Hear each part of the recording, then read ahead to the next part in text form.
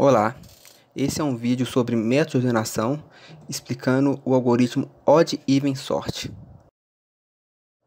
Esse método ordena o vetor comparando de 2 em 2 números, utilizando os índices como referência. Primeiramente, ele seleciona o número do primeiro índice ímpar e o compara com o número da direita, trocando as posições caso estejam na ordem errada, e vai repetindo isso para todos os índices ímpares até o final do vetor. Essa etapa é chamada de Odd-Even. Após essa etapa, ele seleciona o número do primeiro índice par e o compara com o número da direita, trocando as posições caso estejam na ordem errada e continua até o final do vetor. Essa etapa é chamada de Even Sort. Essas duas etapas são repetidas até o algoritmo estar ordenado corretamente. Esse algoritmo é muito parecido com o Bubble Sort. A diferença é que ao invés de um único for com o contador aumentando de 1 em 1, fazem-se dois for com o contador aumentando de 2 em 2.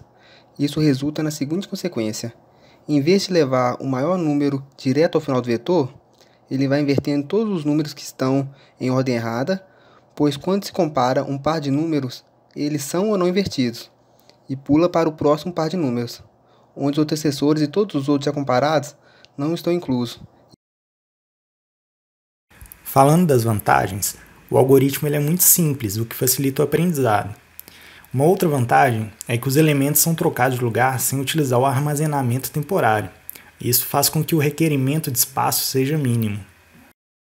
Já as desvantagens, nós temos o fato de que o método ele é muito lento. E sua principal desvantagem se dá por conta de que o método não apresenta bons resultados quando a lista contém muitos itens a serem ordenados. Isso ocorre porque, nesse tipo de ordenação, o tempo médio aumenta quase que exponencialmente à medida que o número de elementos a serem sorteados aumenta também.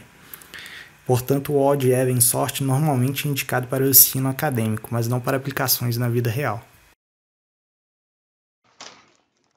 Em relação à memória do algoritmo, o algoritmo em si é estável e não ocupa muita memória. Ele ocupa apenas o necessário para armazenar um contador, uma variável booleana, que é usada para indicar quando houve troca de posições, e uma variável temporária, que é usada para realizar troca de posições dentro do vetor. Sobre o nível de complexidade do Odd-Even Sort, o melhor caso é o Odd-N. Ele ocorre quando o conjunto de dados estiver ordenado do menor número para o maior número. Ou seja, ele ocorre quando os números estão classificados na ordem crescente, não havendo necessidade de trocar nenhum número de posições dentro do vetor. Já o pior caso é o Odd-N ao quadrado. Ele ocorre quando os números estão classificados de forma decrescente, sendo necessário então trocar todos os números de posição.